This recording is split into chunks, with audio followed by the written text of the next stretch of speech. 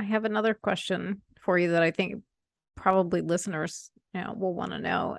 So say I'm already an adult and I suspect maybe that I'm autistic or might be somewhere on the spectrum. And I'm like, I want to get some resources. I want to find out so that if I can get resources for help, then I can take advantage of that. What would people do? Because I feel like more people have been saying, hey, wait a minute, as more articles and things come out, that sounds like me. So what do you recommend for people in that situation? You know, it definitely has been an area because there's so much kind of knowledge more, and it's kind of in the media and everything about autism, and maybe that's what my challenge is. And I think for adults it can be challenging to get the diagnosis. There are not a lot of professionals that are actually trained in how to delineate autism in adults.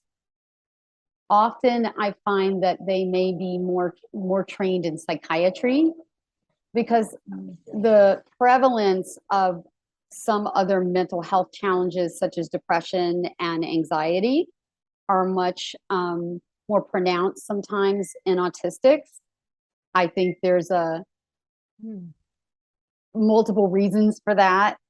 You imagine what we described about what if it's an individual who's having all of these sensory and overwhelm? How can that create anxiety? Is there a genetic predisposition for anxiety? Are there been messages that have been sent over their life that makes them not have the self-esteem and therefore have depression? So, I would say in the adult population, most of the time it's going to be a psychiatrist that might have some training in how to make that diagnosis. There is also a push in a lot of self-advocate circles now about identifying as being on the spectrum, meaning self-identification. Mm-hmm.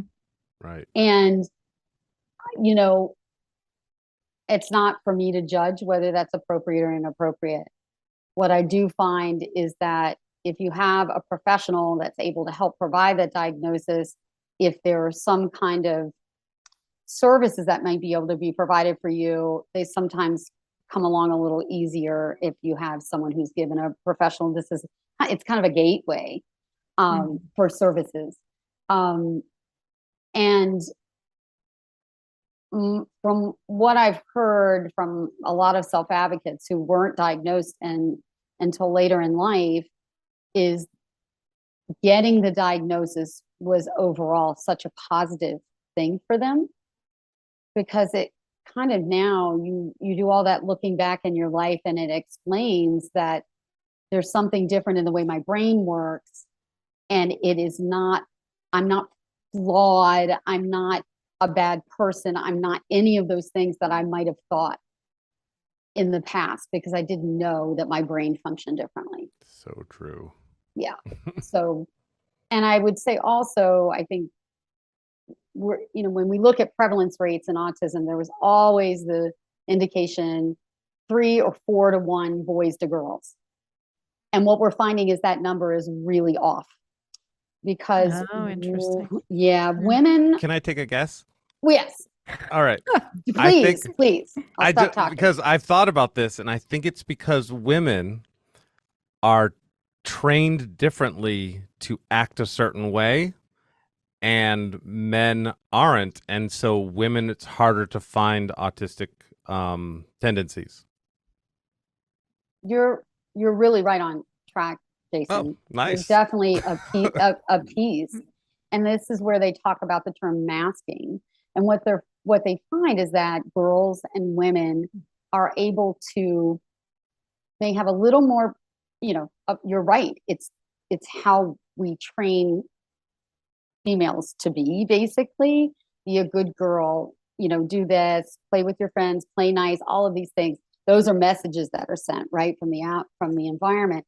But it's also, there seems to be a little bit more of a way for them to mask the challenges they're having that boys are not able to do. And so when we go, and all of the testing that we do, the testing that Luke received, was based on samples of children that were mainly boys. Mm. It wasn't, we don't have a really good sample of girls. We weren't identifying them. And so you're starting to see more and more women in 40s, 50s going, I finally found out I have autism. I finally get why I don't get it. So it's very interesting. We're learning so much more about how it looks different and represents differently for women and what their specific challenges are.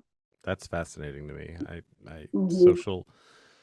social upbringing definitely can change it, and also I have different cultures in the world too, of Yeah. course. Mhm. I mean, not every culture is accepting or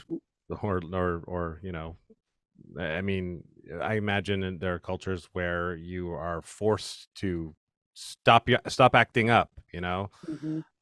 whereas in America often we'll just go, oh, boys will be boys. But yeah, wow, yeah, it's That's all such a good training. point. That's such a good point, Jason. And it's one of the challenges that especially in Vermont, there's a large refugee resettlement program. So there are many, many, many new Americans living in Vermont. Surprisingly, most people would I find, didn't know that actually about Vermont. That's interesting. yeah, Somali Bantu, Nepalese, people from the Bhutan. And so we were having to learn a lot about how do you consider the cultural aspects, how the culture views disability. Is there even a word in their language for autism? And in many, no. Hmm. And then also the assessments that we use are not culturally, they're not normed for children from that culture. They're not culturally appropriate. There's a part of a test I would give where we do a pretend birthday party. What if you don't celebrate birthdays? Many cultures don't. So Right. we have to start really learning how to make things more culturally appropriate. And there's been a lot of studies that say that we overdiagnose autism and other developmental disabilities in certain populations, especially African American populations as well. So that's a place that we need to get better, I think, as a group of professionals that do assessment and provide services.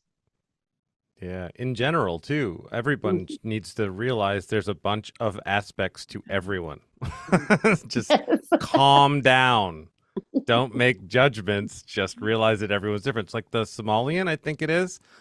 Aren't those the kids that they tried to put them into urban situations, and the other people of color didn't like them because their culture was so non-aggressive? Because when you Mhm. live in an urban environment, you're a pretty aggressive person to kind of survive. But the Somalians are like super, super calm and sweet. I think it's Somalian. Is that the ones that with the whole basketball thing that happened with they were extremely tall and they brought a bunch of them here or something. I'm just picking stuff out of my brain right now. But they I'm took them and like, put them. what are you talking about? Talking about Yeah. Hey, hey, it's a Do fun you know ride. Hope? I'm like, what is Well, so is it? But like, yeah, I think it was. Could be getting Somalian wrong, but there was a group of kids that were coming from another country, and they put them in certain environments, and then they actually end up finding that Vermont was a better place for them because of their culture, basically. They weren't getting along with the kids in the urban parts of the cities. That kind of makes sense. There's also a very large Somali community in Minnesota as well, Hmm. which is very interesting. I'm I like, did know that because I interviewed a clinician from Minnesota recently when they oh, were did you? talking about that, and I was like, huh, Yeah. there's another one that I would not have known. It's very Mm. interesting. And maybe the Yeah. cultures fit better. So I was I talking know that. about There's a lag. I sort of my because my internet connection is it better? Or Not is yet. um should I just wait a minute? You're like Max Headroom right now. If anyone remembers what that is. I do. Okay. I don't know Really? what that is. I still don't know how old you What are. what So is it? your generation. It's in the Yeah, and I'll 80s. never tell. There's in the 80s there was this digital character that became very famous, and his frame rate was like 10 instead of like the normal 23 to 30 to 60. And so it looked like a slideshow, and that was part of the character. And that's what you're doing. I'd say you're at TV 7 frames a character?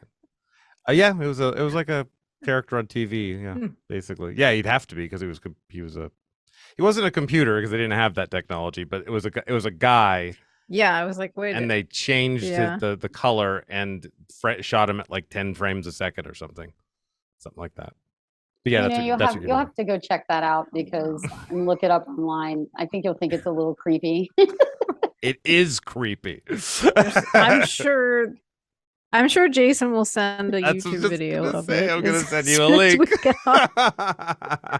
That's right. And I will watch it. I Oh man, now I lost what I was going to. Oh, I know. It's like, so I'm gonna guess at the whole population thing, like versus like putting somebody in the middle of the city. Mhm. And my guess would be in these like more spread out areas, people can kind of make their own little micro community. Yeah. And not be inundated, I guess, so much with American culture. So that would be sort of my guess as to why maybe like in Vermont and Minnesota, there are areas where they can have a micro community and not be like thrown into the middle of the inner city, which is a whole nother atmosphere if you're not used to American culture. I agree, especially, in Vermont, because that's exactly what has happened. You know, they have this community in the two areas within Burlington and Winooski and they are a very family-oriented communal culture. And so being able to all live together and everybody takes care of everybody else's child. So we want to live all in a same apartment complex and community and things like that. So because I think there is that availability in Vermont, it's been very supportive for these groups. Yeah. I think that's similar with a lot of different cultures that come here, from there's just other cultures just seem more about community than people that we are in the US. And yeah. I mean, even in my building, there are generations, and they're Russian immigrants, either from Russia and Ukraine, and they're like generations of people that have been in the same building, a mother, a grandmother, and a son, and and people kind of live in these buildings sort of like that, and so that they don't have to be broken up, but it's that same type of thing. And it does seem so different from what we've been socialized in the US. People just be that proximity to family. Yeah. It's definitely different from the kind of our American way. So yeah.